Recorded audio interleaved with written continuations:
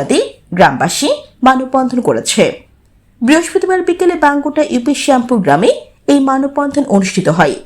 এই সময় মানববন্ধনে গ্রামের সকল শ্রেণী-পেশার মানুষ অংশগ্রহণ করে। মানববন্ধনে বক্তারা বলেন, মোজাম্মেল হোসেন ঢাকায় থাকেন। সে গত 1.5 মাস পূর্বে বাড়িতে আসে। তার বাড়ির পাশে প্রায় 50 পরিবার বসবাস করে আসছে। তাদেরকে বাড়ির পাশে রাস্তা দিয়ে চলাচল করতে দিচ্ছে না। গত কিছুদিন পূর্বে কে বা কারা তার গাড়ি পুড়ে দিয়েছে, এর জের ধরে গ্রামের প্রায় শতাধিক মানুষের বিরুদ্ধে থানায় অভিযোগ দেয়। তার বাড়ির পাশ দিয়ে 70 বছরের পুরনো রাস্তা দিয়ে কাউকে হাঁটতে দিচ্ছে না এবং সে রাস্তা বন্ধ করে দিয়েছে। এই সময় গ্রামবাসী আরো বলেন, তার অত্যাচারে আমরা অতিষ্ঠ। সে প্রতিরাতে হ্যান্ড মাইক নিয়ে বাড়ি বাড়ি গিয়ে অশ্লীল ভাষায় গালমন্দ করে।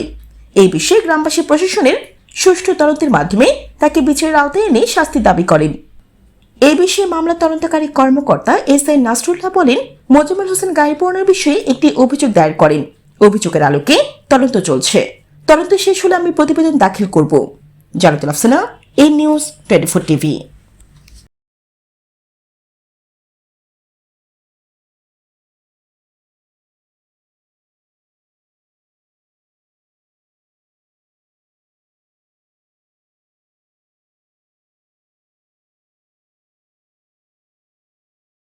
সাবেক এনাথ মেম্বারের ছেলে, আমি গ্রামে সন্তান।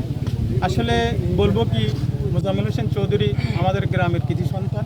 উনির বাপ অনেক ঐতিহ্যবাহী ফ্যামিলির সন্তান। আসলে এরা দেশে থাকে না, ঢাকা শহর থাকতো। এখন দেশে আসছে আজকে 1 মাস 15 দিন বা 20 দিন হয়েছে। যাক, আসার পরবর্তীতে ওনার জায়গাগুলো ওরা চতুর্দিক দিয়ে বেয়াটিয়া দিচ্ছে। এখন এখান দিয়ে যাওয়ার চলাচলের একটা রাস্তা ছিল, ওই রাস্তাটা ব্লক করে দিছে। যাক, এরপরে আমরা গ্রামের সামাজিকতা যারা করি, আমরা কয়েকজন ওনার ওখানে গেছি, গ্যারাইমোলা ডাকছে। যাওয়ার পরবর্তীতে আসলে ওর লোক আলাপ আলোচনা করি, গ্যারাইমোলার সিদ্ধান্ত নিছে আপনি ওইখান দিয়ে রাস্তাটা ক্লিয়ার করে দিই, এই রাস্তাটা বন্ধ করেন। এরপর আমরা এই রাস্তাটা বন্ধ করি না। তো আসলে আমরা বলি আসলে সে এরপর এটা আবার বন্ধ করে দিই।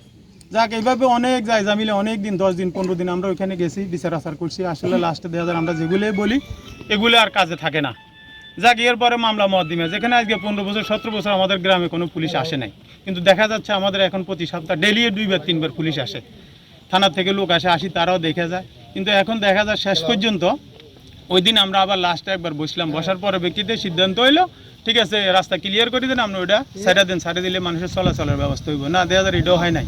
পরে ব্যক্তিতে আবার গ্রামের মানুষ একদম অসহ্য হইয়া মানে আর ওইদিকে আমরা যাচ্ছি না। এখন মনে হয় 60 থেকে 70টা ফ্যামিলি দুনো সাইডে আছে, কিন্তু থাকার পরবর্তীতে তারা চলাচল বন্ধ, তারা সবসময় আমাদের কাছে আসে। আসলে আমাদের কথার কোনো দাম নেই এর কাছে, গ্রামের কোনো লোকে তার কাছে যে কোনো দাম পাচ্ছে না। শ্যামপুর, আমার নাম বাচ্চু মিয়া। দীর্ঘ 60 বছর যে রাস্তা মানুষ চলাফেরা করে, এই রাস্তাঘাট বন্ধ করে দিছে। সেই শ্রেণীলে ঘুরে ঘিরে করে মানুষকে দুয়ায়, সরকারে দুয়ায়, কেউ কিছু করলে তার জন্য রাত্রে পুলিশ লিখে নেয়, বুঝছেন। কিন্তু আমার জন্য 2 বার পুলিশ আনছে রাত্রে। এর পরে আমি একটা কেস করার পরে দিই, আমার নামগুলো দিতে পারে না, আমার পরিবারের সবার নাম দিয়ে দিত। আসসালামু আলাইকুম। আসছি যার কারণে যে চৌধুরী ভাই আমি আজকে দীর্ঘদিন ধরে আচ্ছা প্রায় 1-1.5 মাস ধরে এলাকায় আসছে। এলাকায় নিয়ে বিভিন্ন যায় ঝামেলা, এমন কোনো দিন বাদ নেই যে পুলিশ আসতেছে না। ওই দিন একটা গাড়ি ফোরা গেছে, তো গাড়ি ফোরা গেছে, এখনও কাউকে দেখেও নাই, নামও বলতে পারতেছে না। কিন্তু এর ভিতরে আপনার 18 জনের নামে সিলেক্ট করে লাইছে, জিডি করছে 18 জনের নামে। এরপরে আবার আরও 100 জনের নামে অজ্ঞাত মামলা দিয়ে রেখেছে, জিডি করে রেখেছে।